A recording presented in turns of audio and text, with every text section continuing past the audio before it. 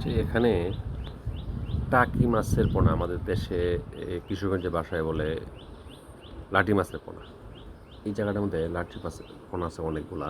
এগুলো আমি অনেক দিন ধরে দেখতেছি যে এগুলো কীভাবে সংরক্ষণ করা যায়। এটা আমাদের দেশীয় মাছ এবং অনেকেই এটা স্বীকার করে যে টাকি মাছের পোনা খাইতে খুব মজা এবং ছোটো সময় থাকেই মানে এটাকে এই ধরিয়া মানে মজা করে খায় আর কি মানুষ।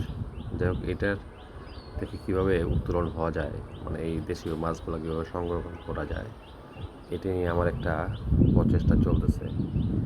আমাদের এলাকাতেও অনেক যুব সমাজ এবং ইয়াং জেনারেশনকে আমি বলতেছি যে আমাদের দেশীয় মাছ সংরক্ষণ করা লাগবে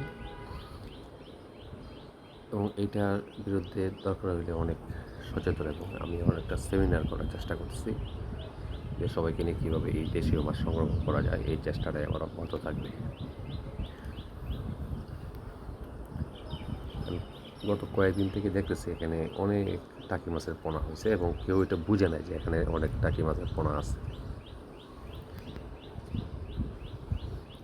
যার ফলে এই মাছগুলো যদি পোনা মাছগুলো যদি থাকে আর কি, আমি সকাল থেকে আজকে দেখতেছি এখানে বারান্দা থেকে কিন্তু পাচ্ছি না এগুলাকে।